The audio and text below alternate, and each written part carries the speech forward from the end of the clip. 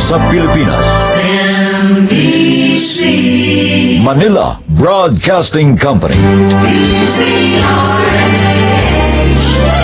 DZRH, member, kapisanan ng mga broadcaster ng Pilipinas.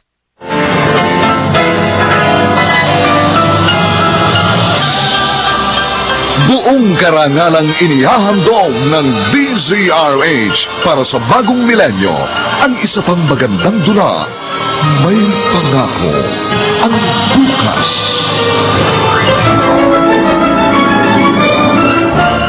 Iniis ko ang pagbibintang mo sa akin noon. Ang kalupitan at panlalait mo. Pero sobra ka na! Hanggang ngayon masama pa rin ako sa tingin mo. Bakit? Dahil alila ang nanay ko. Hindi kasalanan ang maging anak. Sabi niyo attend kayo sa graduation ko. Sabi niyo kayo magsasabit ng medalya sa akin. Pero bakit ganun? Umalis lang ako para kunin yung toga ko. Pagdating ko wala na kayo. Bakit ganun? Paano na ako ngayon? Beverly, magang-magana ang mga mata mo sa kaiiyak. Tama na, Iha. Tama na. Sir Drigo, wala na po ang nanay ko. Wala na nga si Itay. Pati siya na iniwan din po ako. Tanggapin mo na lang, Iha, na marahil hanggang dito na lang ang buhay ni Senny. Hindi na po ako masasabitan ng medal ni Inay. Ibibigay ko pa naman po sana ang medal ko sa kanya. Yung pala, hindi na niya makikita yun kahit kailan. Narito naman kami ng Ma'am Lucita mo. Kami na lang ang magsasabit ng medalya sa'yo sa graduation mo. Sir? Oo nga. Sasamahan ka namin sa araw na yon. Kaya huwag ka na umiyak, ha? Sabayan mo na lang kami maghapunan. Kaninang umaga ka pa hindi kumakain. Baka magkasakit ka. Sayang naman kung hindi ka makararating sa graduation mo. Ay, Jack, na kung nakikita ka ng nanay mo, malulungkot siya pag nangyari yun.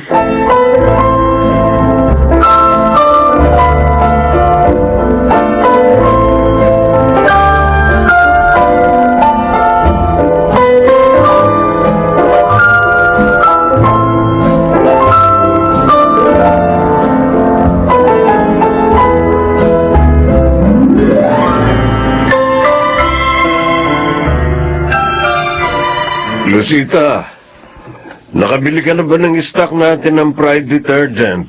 Oo, Rodrigo. Alam ko, kailangan natin yon. Kaya hindi ko nakalimutan bilhin na mag-grocery ako. Mabuti naman. Si Marita kasi yung laging bumibili noon para sa atin. Teka, di ba sabi mo masakit ang ulo mo? Bakit ayaw mo pa matulog? Hindi kasi maalis sa isip ko si Beverly. Aawa ko sa kanya, Drigo. Pareho lang tayo ng nararamdaman. Pero anong magagawa natin? Wala na nga si Senny. Hindi nga natin alam na may sakit pala siya sa puso. Eh, siguro inilihim niya yun. Para wag tayong mag-alala, lalo na si Beverly. Nasaktan ng labis yung bata. Mahal na mahal siya ng kanyang anak. Siya ang inspirasyon ni Beverly. Drigo, tulungan natin si Beverly. Wala na siya matitiran ngayon eh. Hindi talaga tayo nagbabago. Maski sa pagpapasya, pareho tayo. Oh, ibig mong sabihin, yun din ang naisip mo? Oo. Gusto ko siyang alokin na ituloy ang trabaho dito ng kanyang ina. At pag-aaralin naman natin siya. Ay, maganda yun. At palagay ko, mapapapayag natin siya.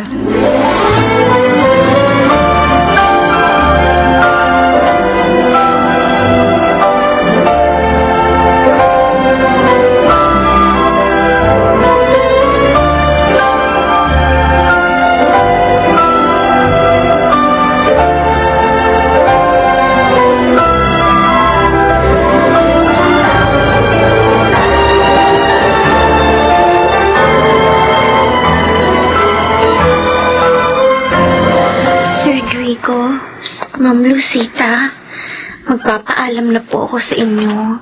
Ha? Ah, Bakit naman? Kasi po, wala na po si inay. Kalabisan na po kung mananatili pa po ako dito sa bahay ninyo. dumito ka na lang. Wala ka namang ibang matitiran. Po, nakakahiya po sa inyo. Ganito na lang. Kung papayag ka, ikaw na magpatuloy ng trabaho dito ng nanay mo. At pag-aaralin ka naman namin sa kolehiyo. Po, gagawin niyo po yun. Batang ito. Oo, kahit ano pang kurso ang ibig mong kunin. Maraming salamat po, sir. Ma'am, maraming salamat po. Hindi ko po sasayangin ang tulong ninyo.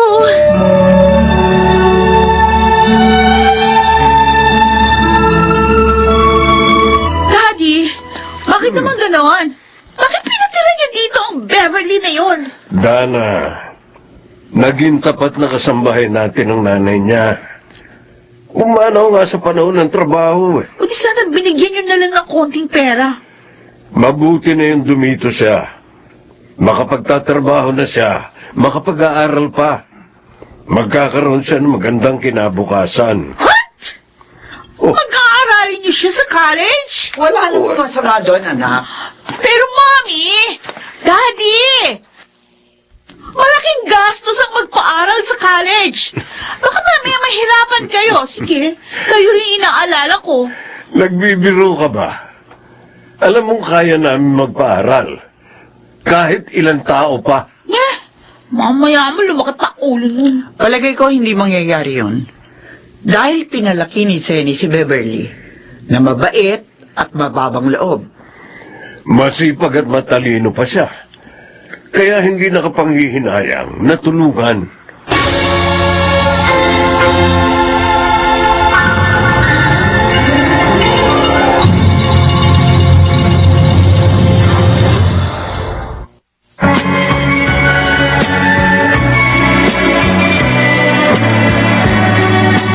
At ngayon, balikan natin ang tampok na kasaysayan sa ating dulang. May pangako ang bukas.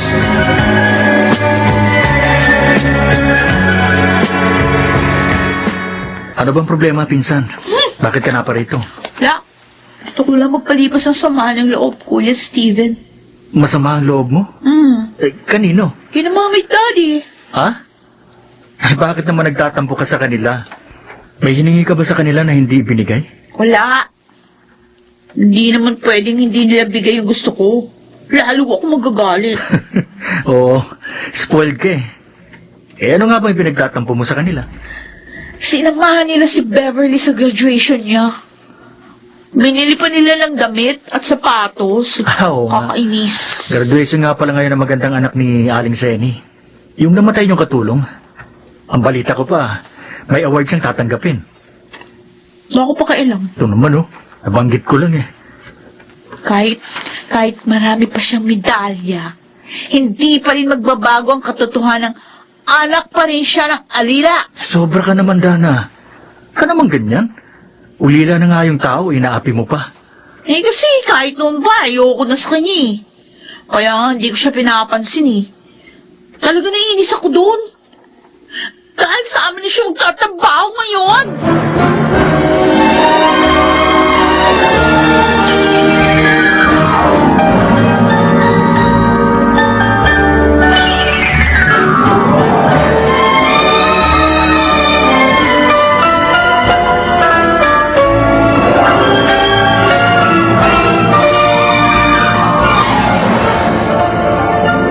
Oh, ano?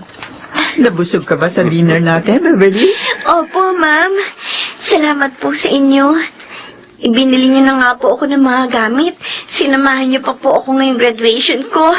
Tapos, kumain pa tayo sa labas. Ay, naging masaya naman kami sa pagsama sa iyo, Iha. Akala nga nila, kami ang parents mo eh. Kaya binati rin nila kami. Kaya ngayon, ako na lang mag-isa magde-dinner. Mommy, Daddy. Kasi, kumain na kayo sa labas kasama niya. Ay, anak, pasensya ka na sana. Minsan lang naman ito. Oh, sana nga minsan lang. Dahil hindi naman tama na masiintindihin niyo pa yung anak ng alila natin. Kesa sa akin, ano? Dana, hindi ka namin tinuruan ng ganyang pananalita. ha? Basta, Beverly, pumasok ka na sa silid mo ha. Kami na ang bahala dito. Opo, Ma'am Rosita. Hindi ka dapat nagsalita ng ganon sa kanya. Wala siyang ginawang masma. Napasaya pa nga niya kami dahil inakala na marami na anak namin siya. At nagbigay ng karangalan sa amin.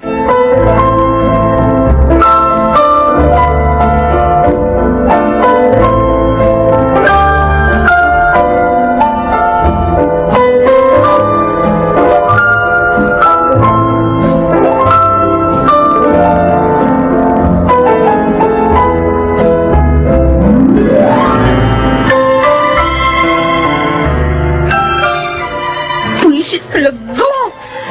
Buisit. Sa akin pa nagalit. Ako na nga agrabyado.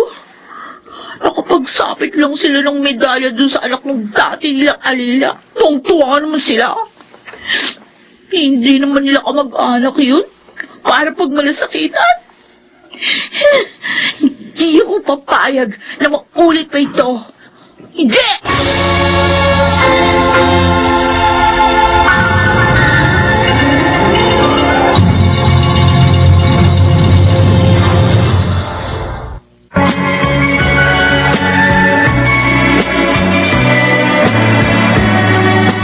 At ngayon, balikan natin ang tampok na kasaysayan sa ating dulang. May pangako ang bukas.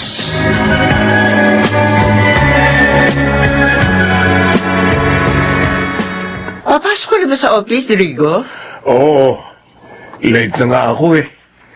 Akala ko kasi sasabay sa akin si Dana. Kaya hinihintay ko. Nalaman ko na lang kay Beverly na nauna na pala siyang umalis sa akin. Nako. Nagtatampo pa rin sa atin ang batang iyon. Hindi pa rin niya ako kinikibo. Kahit nagkakasama kami dito sa bahay. Natuto na siya magtanim ng sama ng loob. Ganong hindi naman natin itinuro sa kanya yun. Nahihiya tuloy ako kay Beverly dahil sa ugali ng ating anak. Kausapin natin si Dana, Rodrigo. Lambingin. At saka paliwanagan. Baka naman this time, maunawaan niya na tayo.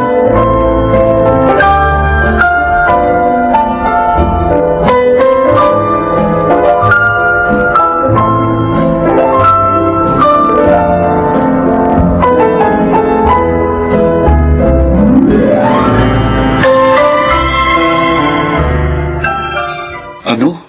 Ayaw mo pang umuwi? Bakit? Maiinis lang ako sa bahay namin. Kaya gusto ko muna magpalipas ang oras dito sa park, Joseph. Sino ba kagalit mo sa inyo? Di ba wala ka namang kapatid? Oo nga, wala. Solong anak lang ako. Ang kinaiinisan ko doon, yung anak ng dati naming Chimay, Ha? na tinutulungan ngayon ng parents ko. Kinuha siya ni na mami at daddy na maging Chimay din namin. Dahil patay na yung nanay niya. Ulila na pala siya eh.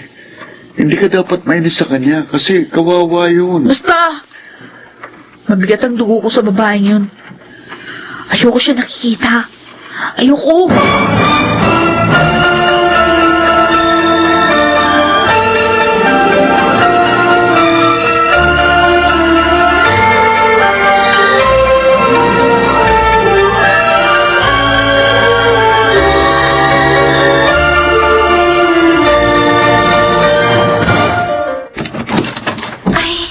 Kayo na pala, Ma'am Dana.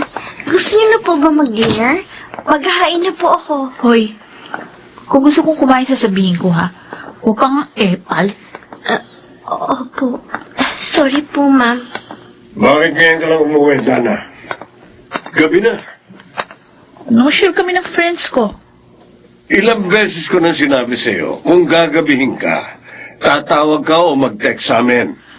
Hindi mo ginagawa. Sige. Pagalitan niyo ako sa harap ng Chimay natin. Para pagtawanan niya ako. Pagalitan niyo ako!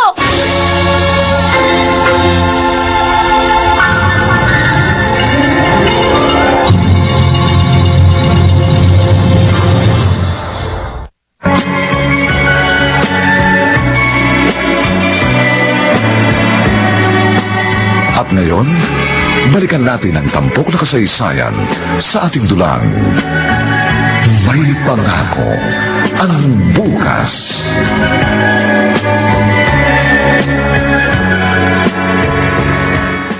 Handa na po ang breakfast niyo, Ma'am Rosita. Kumain na po kayo. Salamat, Iha. Sina Dana at Rigo? Si Ma'am po, kanina pa umalis. Si Sir naman po, kaaalis lang po.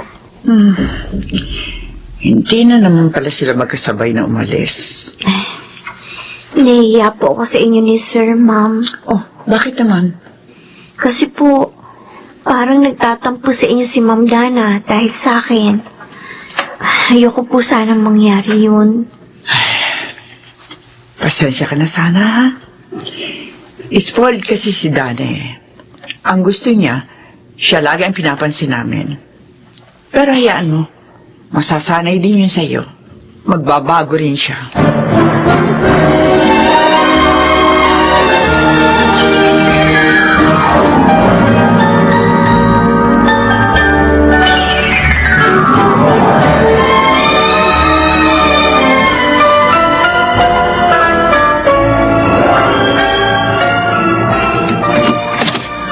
Dana, nandiyan si Clotilde, ang kaibigan kong kinukunan mo ng mga product from Hong Kong and Korea.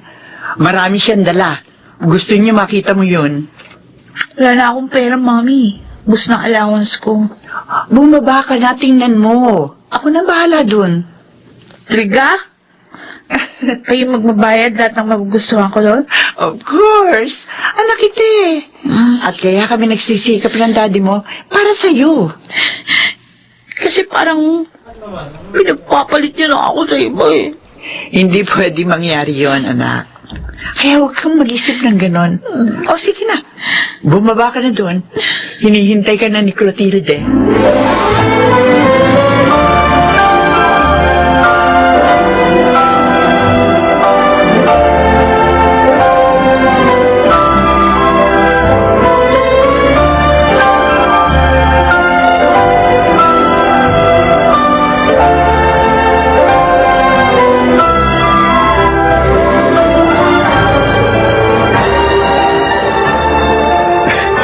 Kaya pala niyaya mo akong mamasyal dito sa park para ma-display ang mga bagong binili sa yung gamit ng parents mo. Talagang masaya ako ngayon, Joseph. Kasi na-feel ko na ako pa rin ang pinaka-importante sa amin. O, siyempre naman, walang anak na hindi importante sa mabuting magulang. Yun ang madalas sabihin sa akin ng parents ko. Kaya sinasabi mo rin sa akin ngayon? Oo, para maalala mo nang hindi ka nagtatampo sa parents mo. Ayaw ko ba? Pero kapag nakikita ko na pinapansin nila at pinakahalagaan yung katulong namin na yun, nagkakahit ako talaga. Gusto lang talaga nilang tumulong sa taong kaawa-awa. At dapat maging proud ka doon dahil mabuting tao ang parents mo.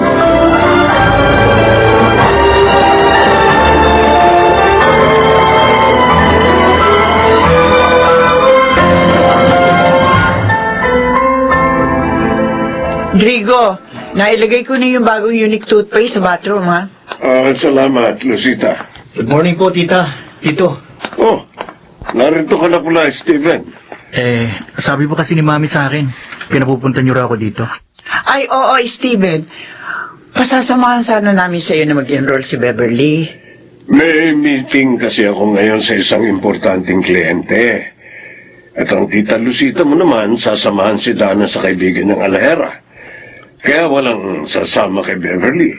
Pwede kayong samahan mo siya, iyo? Sure, tita. Tito. Wala naman akong gagawin sa office ngayon eh. Salamat.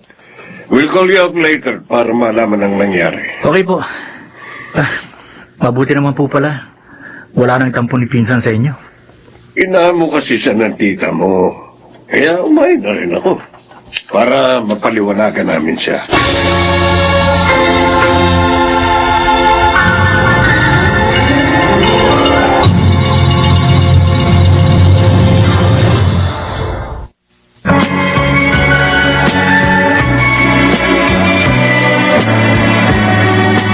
At ngayon, Balikan natin ang tampok na kasaysayan sa ating dulang. May pangako ang bukas.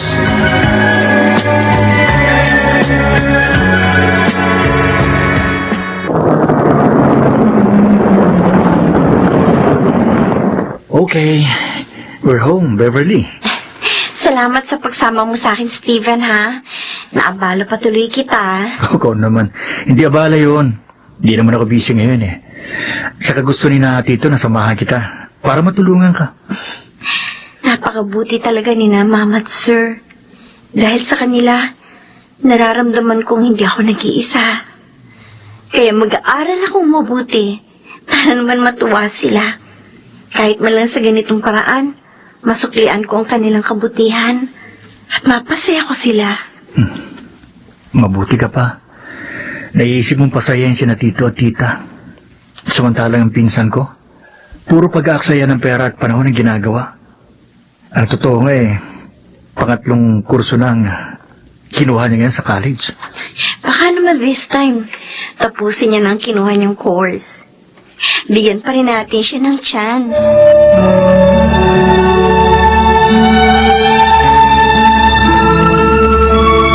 Pambihira naman. Yan palang dahilan kaya pinuntahan mo ako dito sa amin. Eh kasi gusto kong makabalita sa nangyari kahapon. Pinasamahan pa pala sa'yo, babaeng yun. Ay, special siya ha? Ayan ka na naman eh. Gumagawa ka na naman ay kaiinis mo. Eh kasi sabihin mo na kung ano nangyari. Bakit hindi si na Tito ang kausapin mo? Para naman tayong marites nito eh. Eh, pag tinanong ko naman yung mga yun, kulang-kulang naman yung ikukwento nun sa akin eh. Kaya nga sa'yo ako nagtatanong. Sige na, sabihin mo na. Okay, sige. Physical therapy ang kukunin niya. Ha?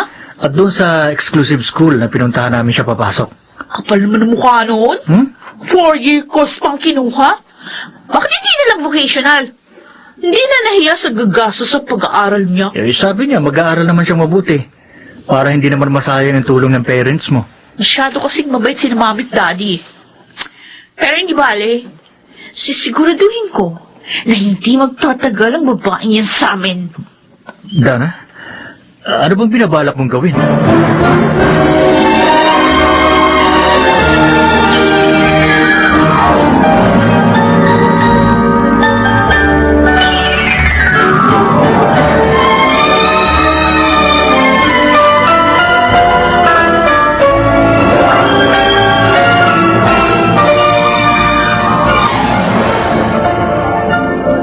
Heto na po ang merienda niyo, Ma'am Dana.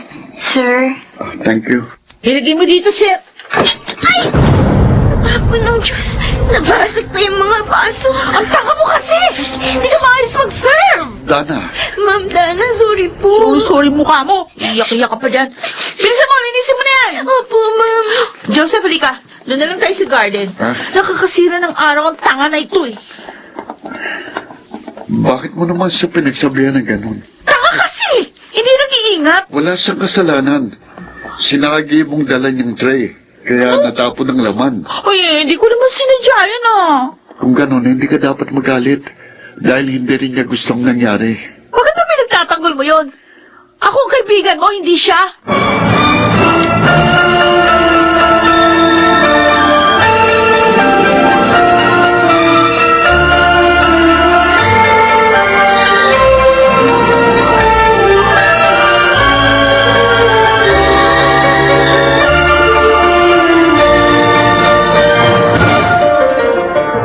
Walang yung babaeng yun. Sobrang paawa. Di lang si Mami ang nakukuha niya. Pati si Joseph, nakukuha na rin niyang sympathy. Samantalang, ngayon lang niya nakita si Beverly.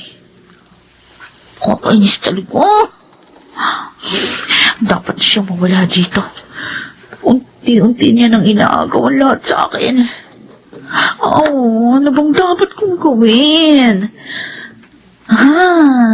Alam ko na.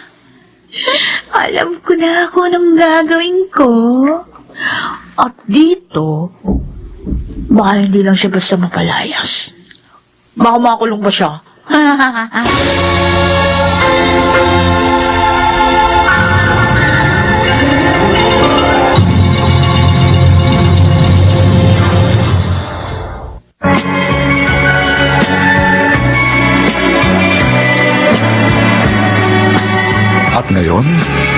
balikan natin ang tampok na kasaysayan sa ating dulang. May pangako ang bukas.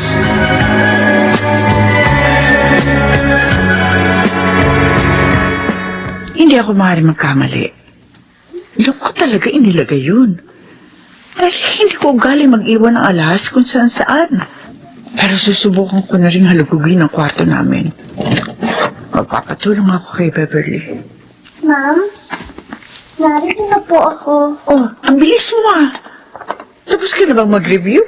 Opo, ma'am. Patapos na po kasi ako magbasa na lumapit kayo kanina. Ano po yung utos ni ma'am? Ay, kung pwede, tulungan mo akong maghalugog sa kwarto. May hinahanap kasi akong gamit eh. Hindi ko naman makita. Sige po. Ano pong gamit yun, ma'am?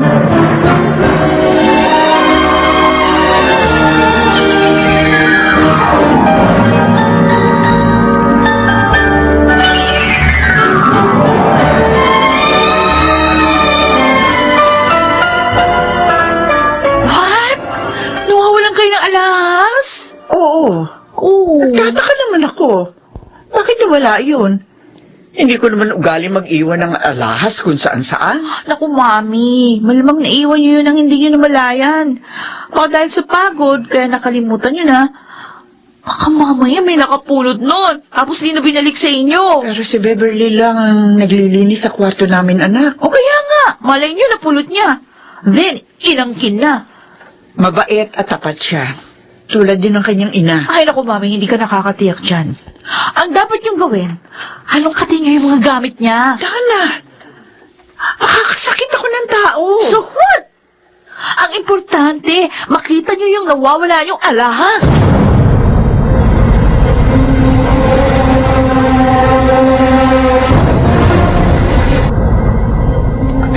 Ito ba nawawala mong alahas, Lucita? Ang brilyante mong kwintas? Oo, Rodrigo. Hindi. See? Nakita niyo yan? Sa gamit ng malditang ito? Ma'am Dana, hindi ko po ginawa yan. Isinungaling ka? Lana, bakit mo siya sinampal? Ninakawan niyo si Mami, Daddy. Mabait na nga kayo sa kanya, tapos sinabuso pa kayo? Hindi po ako magnanakaw, sir. Sinungaling. Ma'am, maniwala po kayo. Hindi ko po magagawang gantihan ang kasamaan ng kabutihan niya sa akin. Plastic! Lumayas ka na nga rito! Magnanakaw ka! Dana, tama na yan. Mami! Sige na. Beverly, doon ka na muna sa silid mo. Iwan mo muna kami, ha? Ipatatawag ka na lang namin, Iha. Opo, sir. Ma'am. Mami! Daddy! Palayasan niyo na babaeng yun dito! Magnanakaw siya eh! Dan, Ipapahamak niya lang tayong lahat! Hindi siya dapat pagkatiwalaan!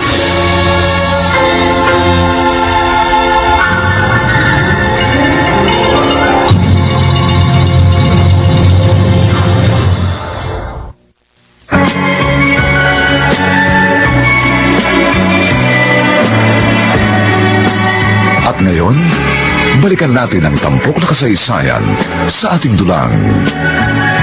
May pangako ang bukas.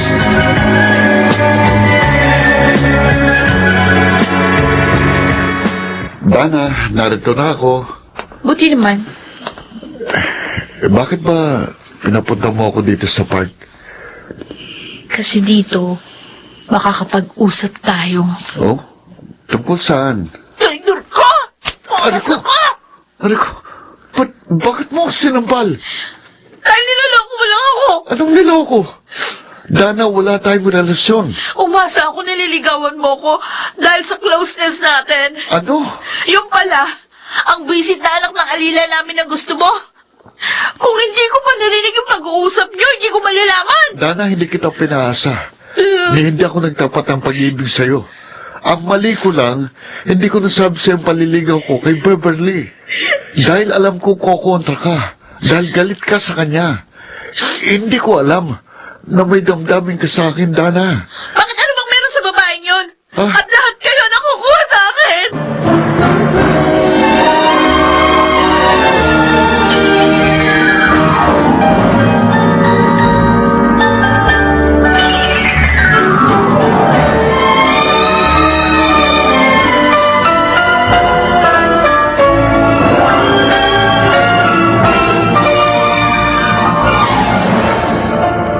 problema, pinsan? Bakit ka umiinom ng alak? Dito pa sa bahay namin. Kasi gusto ko, samahan mo rin akong uminom. Total, nasa province naman ng mommy at daddy mo. Para namang hindi mo ako kilala, pinsan. Hindi nagbabagong ugali ko. Kahit walang parents ko. Ngayon sabihin mo, ano ba talagang problema mo? Si Joseph. Nalaman ko kasi, hindi niya pala ako mahal, pinsan. Ayos lang yun. Hindi mo naman siya boyfriend, di ba? Ikaw lang kasi. Hinayaan mong mahulog ang loob mo sa kanya. At ang masakit ba sa akin, ha? Naliligaw siya. Doon sa anak ng alila namin. Si Beverly. Ano? At yun! Yan ang hindi ko matanggap!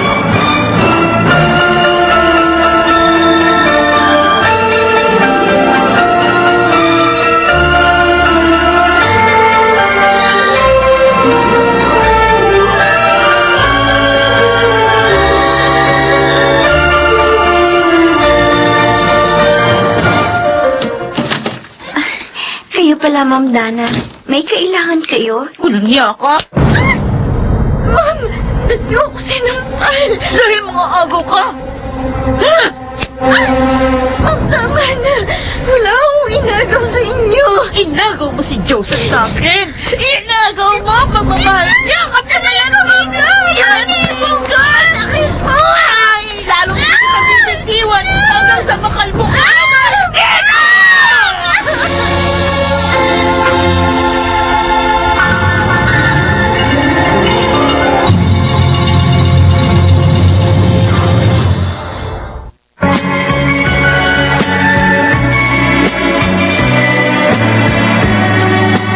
At ngayon, balikan natin ang tampok na kasaysayan sa ating dulang.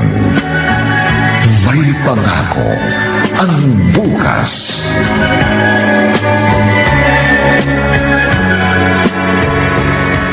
Hani ka dito sa labas! Kakalad ka rin kita! At kung kulalampasan yung pagmumukha mo sa magaspang na simento! Tama na! Hindi mo na siya! Bakit mo sinasaktan si Beverly? Rodrigo! Bakit mo siya binubugbog? Nasa labas pa lang ako ng bahay, dinig ko na kayo. Eh, kasalanan ng mga agaw na yan, Daddy! Wala siyang utang na loob! Tinulungan niyo na nga, pinakain na nga sa palad niyo, inakas pa ako! Bakit ka nagsalita ng ganyan? Inagaw niya sa akin si Joseph! Hindi po totoo yan, sir. Ano hindi? Si Joseph po ang kusang nanligaw sa akin. Hindi ko nga po siya sinagot. Sinungaling! Tinakit mo siya! Nagtagumpay ka naman! Walang hiya ka, maldita! Bakit, Dana? Boyfriend mo na ba si Joseph? Daddy! Kayong dalawa na ba? Kaya ka nagwawala ng ganyan? Dahil kung hindi, nakakahiya ang ginawa mo. Pulayasin niyo na dito ang babae niya! Kung hindi niya palalayasin ako, lalayas dito! Kumusta na ang pakiramdam mo, Beverly? Ma'am Lucita, sorry po. Alam ko pong ayaw niyo mag-away kami ng anak ninyo. Pero, hindi naman po ako nakipag-away sa kanya. Alam ko. Sinabi lahat ni Inday, ang labandera at planchadora namin. Nagbanta si Ma'am Dana na aalis dito. Pag hindi niyo po ako pinalayas. Beverly, Kaya alis na lang po ako. sandali lang. Hintayin mo ang mapag-uusapan namin ng Sir Rodrigo mo. Hindi maaaring basta ka umalis na lang. Lalo na malapit ang graduation mo. Hindi dapat maapektuhan ng problema ang pag-aaral mo.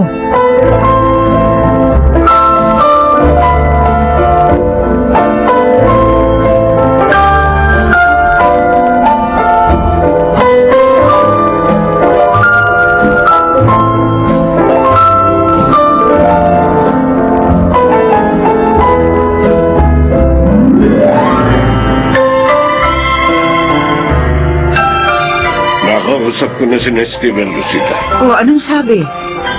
Pumayag ba sila? Oo. Ay, Salamat naman. Alam nilang mabait si Beverly, kaya hindi ako nahirapan sa pakikiusap sa kanila. Naawa pa nga sila sa kanya, lalo na si Steven. Eh, talaga naman nakakaawa siya. Wala naman siyang kasalanan eh. Kung maaari lang, ayoko siya umalis dito, Rodrigo. Napamahal na siya sa akin. Ganon din ang nararamdaman ko. Pero kailangan ihiwalay natin siya kay Dana. Sobra ng pananakit sa kanya ng ating anak. Nagagalit ako kay Dana. Hindi na siya nagbago sa paglipas ng mga taon. Napakalaki ng pagkakaiba nila ni Beverly. Kahit naroon na si Beverly kina Steven, itutuloy natin ang pagtulong sa kanya. Hanggang sa matapos siya ng kanyang pag-aaral.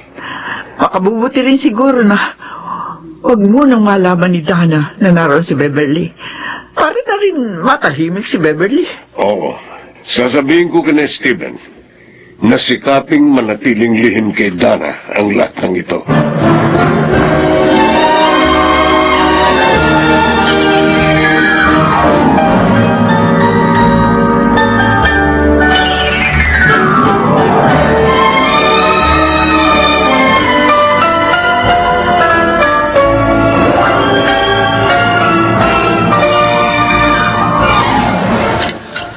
Ayan.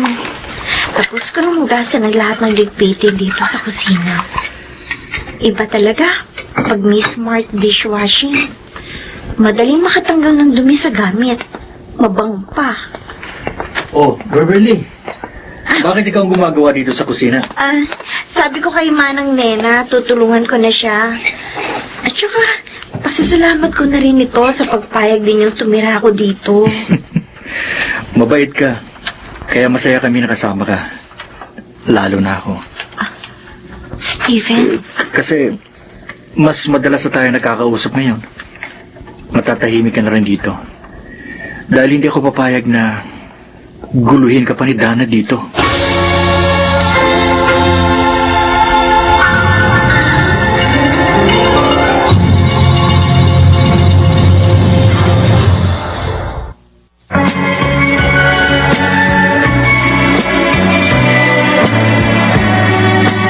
At ngayon, balikan natin ang tampok na kasaysayan sa ating dulang. May pangako ang bukas.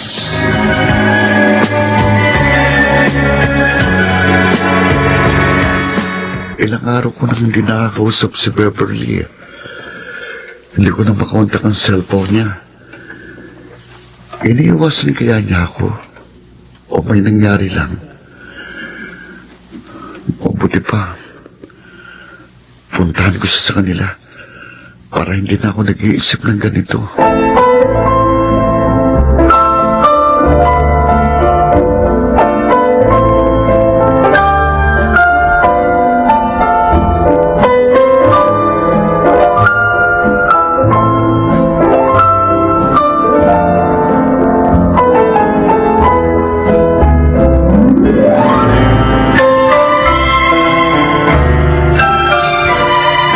Akala ko pa naman, kaya ka nagpunta dito para makausap ako, Joseph.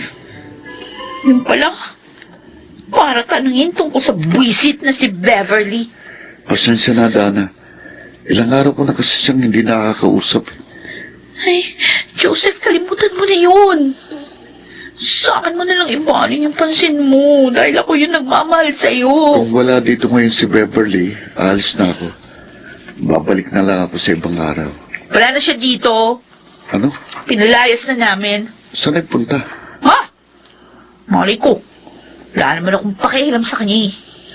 Buti nga, kung mapapahamak siya.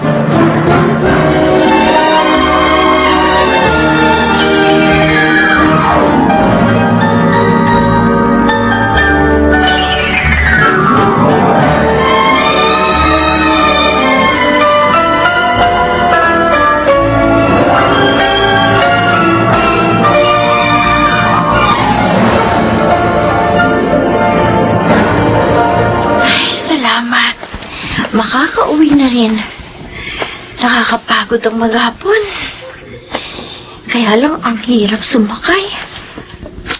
Sayang, Hindi ako masusundo ni Steven. Beverly, Joseph! Ikaw pala! matagal na kitang inaabangan dito sa labas ng ospital kung saan ka nag-OJT. Mabuti na lang, natsyempuhan din kita. Ano nangyari sa'yo? Bakit matagal ko nang hindi makontak ang CP mo? Nagpalit na ako ng SIM card. Ha? Mula nung umalis ako sa kanila. Para na rin si katatahimik nating lahat. Bakit ba? Anong nangyari? Sinaktan niya ako nang malaman na panliligaw mo sa akin. Buti na lang patuloy pa rin akong tinulungan ng parents niya. Inilipat ako kina Steven. Ang pinsan ni Dana? Oo. Beverly, maaari ba kitang dalawin doon? Wag na, Joseph. Ha? Kalimutan mo na ako.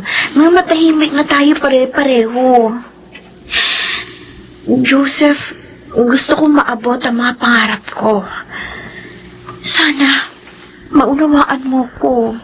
Sundin mo na lang siya, pare. Oh, Kawawa naman si Beverly. Kung i-eskandaluhin na naman at sasaktan ni Dana. Steven, sabi mo hindi mo ko masusundo. Maaga ako natapos sa meeting namin eh. Kaya pinuntahan na kita. Let's go. Joseph, aasahan ko. Susundin mo ang pakiusap namin ni Beverly.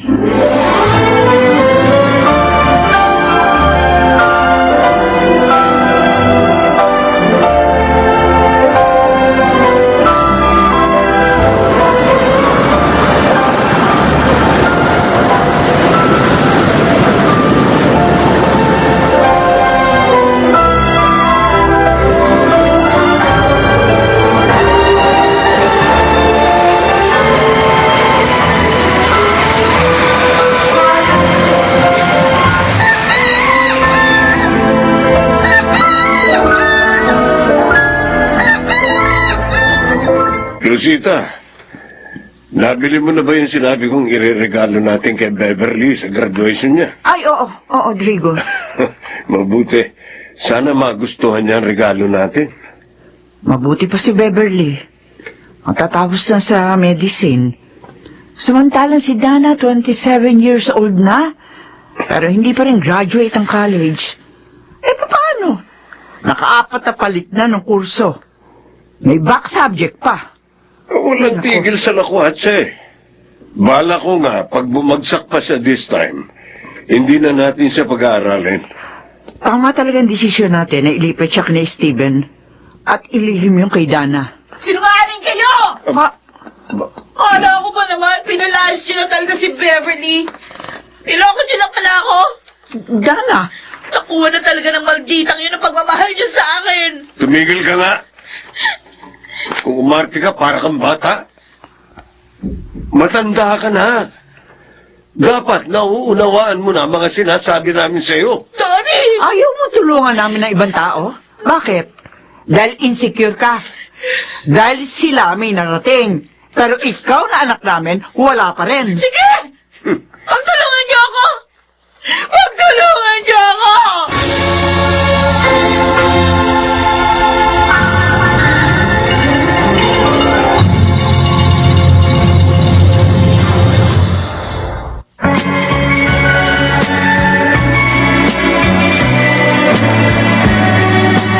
At ngayon, balikan natin ang tampok na kasaysayan sa ating dulang. May pangako ang bukas.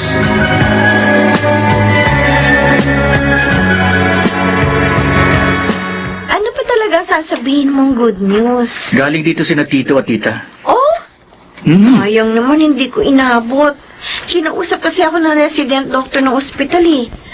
O ano sabi nila? Kumusta na sila? Ipagpapatayo ka rin nila ng klinik. Ha? Talaga? Oo. At syempre, may itinuro na ako sa kanilang magandang lugar. Masaya naman, Steven. Kaya lang, Ano na naman? baka pag nakarating lahat ito kay Dana, magalit ng gusto yun. Insecure siya sa'yo. Naiingit kaya nagagalit. Pero siguro panahon na para tumayo ka. Steven? Hindi ko naman sinasabing awayin mo siya. ipakita mo lang sa kanya na hindi kanya dapat isubsob sa lupa dahil pareho lang kayong nakatungtong sa lupa.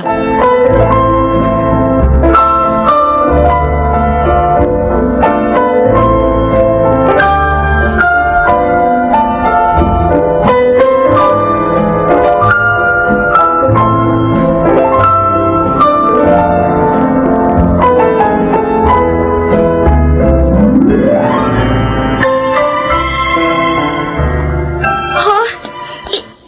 Ikaw? Nakapal ang mukha mo! Tinuro mo na nga ang mga magulang ko at si Joseph. Ngayon naman pati mga kamag-anak ko, ha? Walang iya ka talaga! Walang iya! Yan ang tinuro sa'yo ng walang iya mong ina! Ang mga agaw! Tumigil ka na! Tiniis ko ang pagbibintang mo sa akin noon! Ang kalupitan at panlalait mo! Pero sobra ka na! Hanggang ngayon, masama pa rin ako sa tingin mo! Bakit? Dahil alila ang nanay ko! Hindi kasalanan ang maging anak ng alila!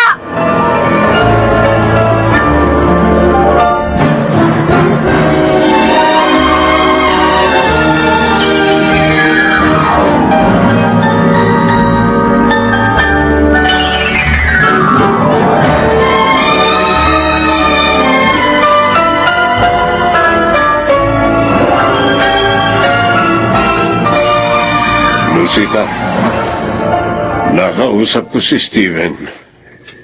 Pinuntahan pala't inaway na naman ni Dana si Beverly. Ano? Ang babae nga talaga.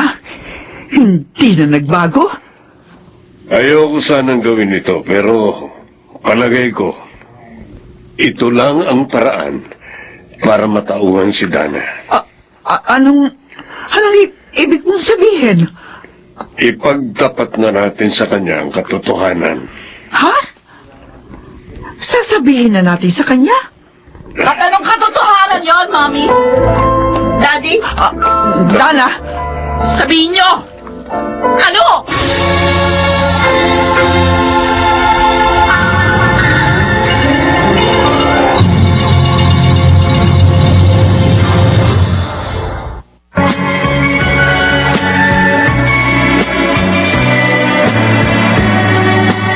At ngayon, balikan natin ang tampok na kasaysayan sa ating dulang.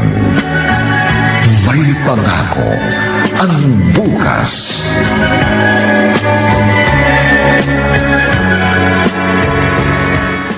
Bakit hindi kayo magsalita ngayon? Mami! Daddy! Sabihin nyo! Dana, Tungkol sa tunay mong pagkatao, hindi ka namin tunay na anak ni Rosita. Hindi. Hindi totoo ang sinabi nyo? Hindi! totoo ang sinabi ng Daddy Drigo mo. 3 taong ka noon ang ampunin namin. Yan ay dahil hindi ka kayang buhayin ng iyong ina. Patay na kasi ang iyong ama. At ang naiwan sa kanya ay ang bunso mong kapatid. Hindi siya nagpabayad sa amin. Sa halip, pinili niyang magtrabaho sa amin bilang katulong. Para kahit papano ay makasama ka. No! Huwag niyo sabihin sa akin ng aking ina. Oo. Ay, Siya nga, si Senny. At ang anak na alila na maraming beses mong hinamak ay ang bunso mong kapatid. Si Beverly. no! Hindi! Hindi! Dana! Dana, magbalik ka rito! Dana! Hayaan muna natin siyang umalis, Lucita. Para makapag-isip.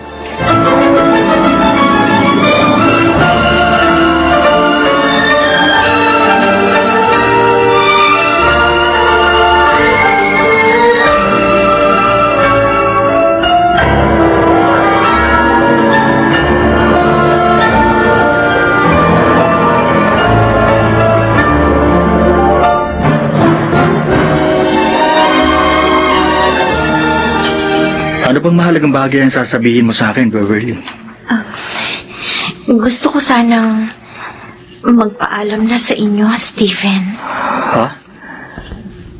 Aalis ka na dito? Oo. Pero, bakit? Nakakaya naman kasi kung Kung titira pa rin ako dito, ganung may trabaho na ako at kumikita na ng maayos. Baka kung ano nang isipin ng mga tao. Hindi mo naman sila dapat intindihin. May pagkakataon kasi na dapat din natin isaalang-alang ang ating kapwa. Dahil sa iisang mundo lang tayo naninirahan. Kung ganun pala, hindi na kita lagi makikita at makakausap. Maaari ka naman magpunta sa ospital na pinapasukan ko. O kaya sa bahay na uupahan ko. At kahit sa magiging klinik ko. Ayoko sanang mapahiwalay ka sa akin. Stephen? Beverly, I love you. Noon pa man. Pero sinikap kong hintayin ang tamang panahon para ipagtapat ko sa iyo ang aking damdamin. Nabigla naman ako. Sorry kung nabigla kita. Pero sana mapag-isipan mo rin ito. Akala ko, mabait ka lang talaga. Yun pala, may damdamin ka rin sa akin. Rin? Oo. Dahil noon pa, mahal na kita. Ha? Pero, isinaisang tabi ko yun. Alang-alang sa mga pangarap ko. At sa mga taong tumutulong sa akin. Beverly, napakasaya ko. Salamat. Hindi ka magsisisi sa pagtanggap mo sa pag-ibig ko.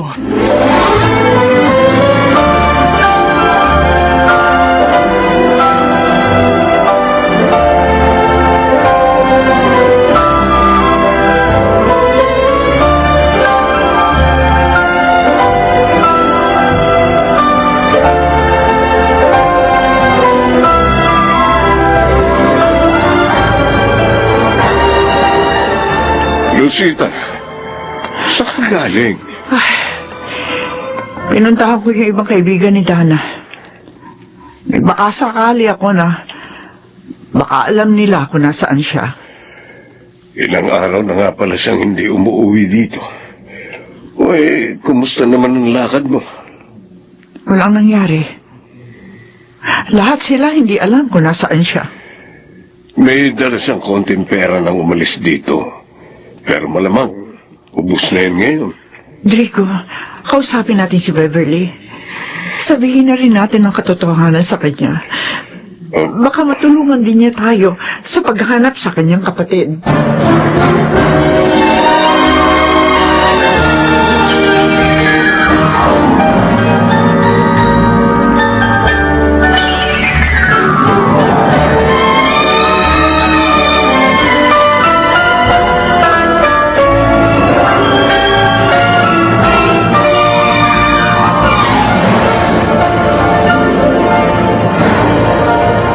Ano po?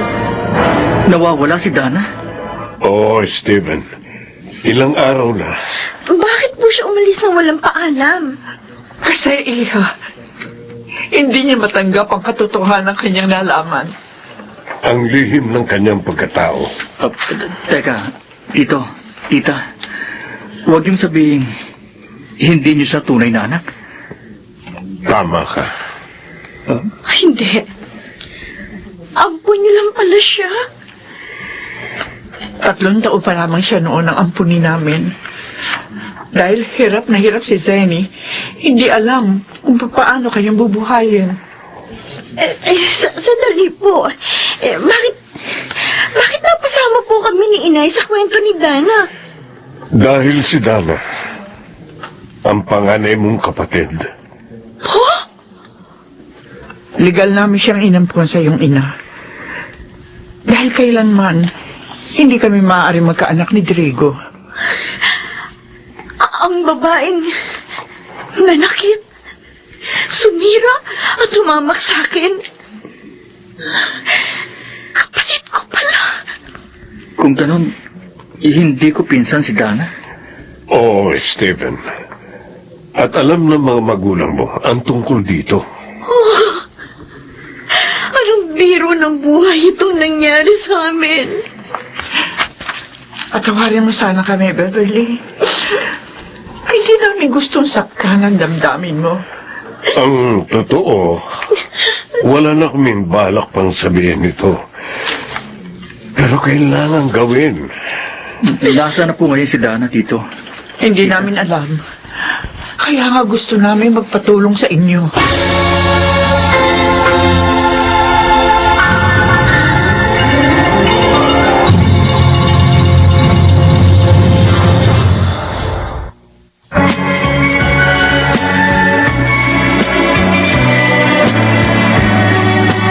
At ngayon, balikan natin ang tampok na kasaysayan sa ating dulang.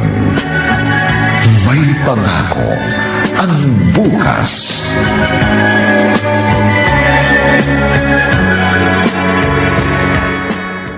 Oh, anong masasabi mo sa bago mong clinic, Rebs? Ang ganda-ganda, Steven. Alam mo, napakasaya ko. Salamat sa inyo. Kompleto na rin dito sa mga kailangan mong cleaning materials. Lahat ng ACS products meron dito. Lalo na yung Shield Bath Soap. Thank you. Talagang kailangan ko ang Shield Bath Soap. Dahil yun na lagi kong ginagamit. Ah, by the way, may balita na ba sa paghahanap ninyo sa kapatid ko? Wala pa rin eh. Humingi kami ng tulong sa mga pulis. Doktora! Doktora! Mark, bakit? May babae pong nawalan ng malay sa labas po nitong klinik. Ano? Oh, yan. Tingin ko, may buena mano ka ng pasyente.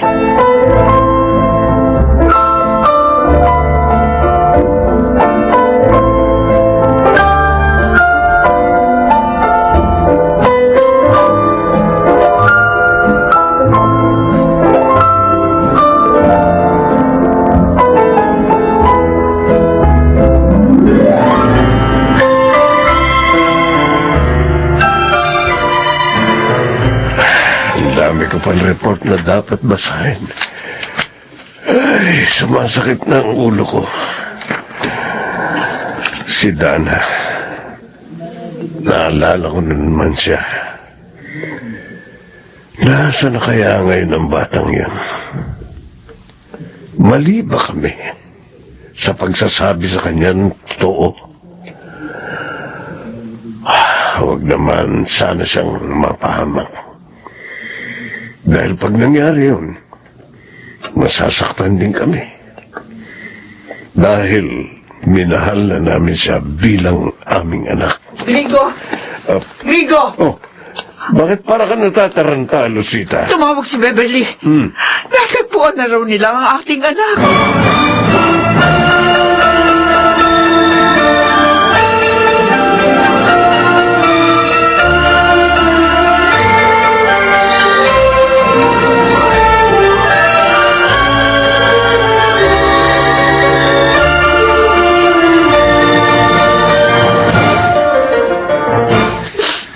Bebs, nag-text si Tito. Papunta na raw sila rito. Steven, Umiiyak ka? Bakit? siguro dahil nalaman kong kapatid ko pala si Dana. At ngayon narito siya sa harap ko. Wala malay. Dito pa siya nawala ng malay sa labas ng bagong gawang klinik mo. Alam mo, palagay ko, niloob ng Diyos na mangyari ito. Para magkaayos na kayong dalawa. Oh, yan. Ikakamali ng ate mo. Saan ako naroroon? Dana, nawalan ka ng malay sa labas ng klinik na ito. Beverly. Ako nga. Ate. Alam mo na? Oo. At tinatanggap kita bilang kapatid ko. Sa kabila ng masasamang ginawa ko. Mas maaari pa namang ituwid yun. Salamat. kapatid ko. At patawad sa lahat-lahat ng kasalanan ko. Dana, kumusta ka na, anak?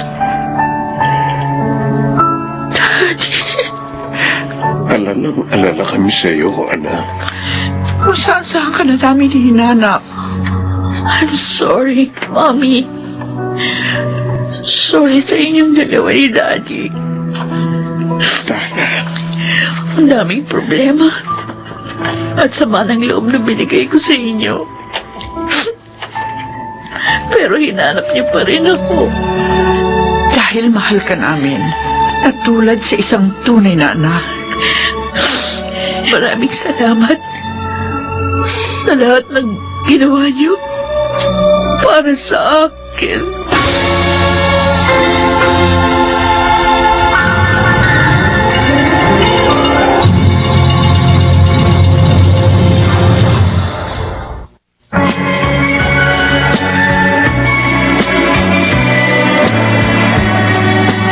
At ngayon, balikan natin ang tampok na kasaysayan sa ating dulang. May pangako ang bukas.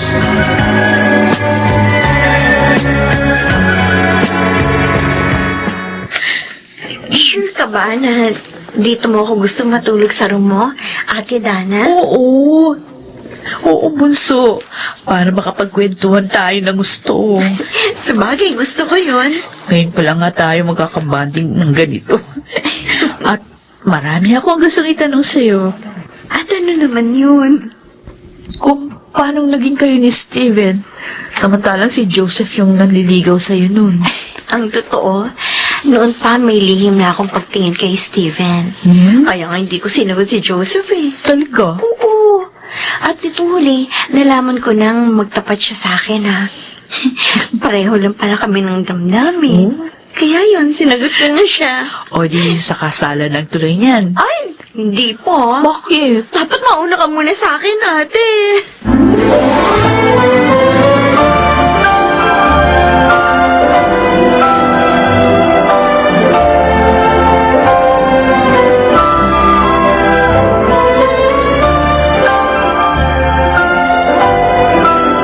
Ay, maupo ka.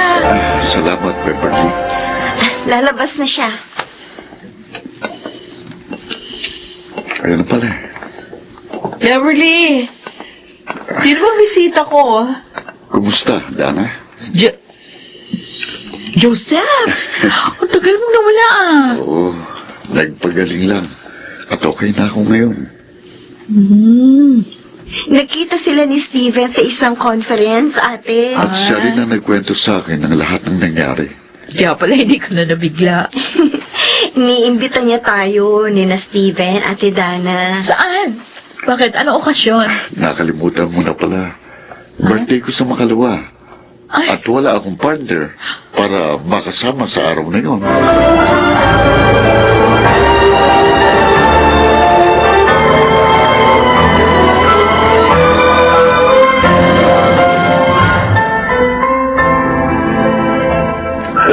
Namasyal na naman pala si Dana at Joseph. Opo, Daddy. Aba, ay mukhang nagkakaigi na ang dalawang yun ah. Madalas na magkasama sa mga pamamasyal. Okay lang po yun. Para mauna sa akin magpakasal si ate. Masaya na kami ngayon ng Mami Lucita mo, Beverly. Dahil magkasundo na kayo magkapatid. Ako rin po. Damang-dama ko na sa kabila ng mga nangyari sa buhay ko, may pangako ang bukas.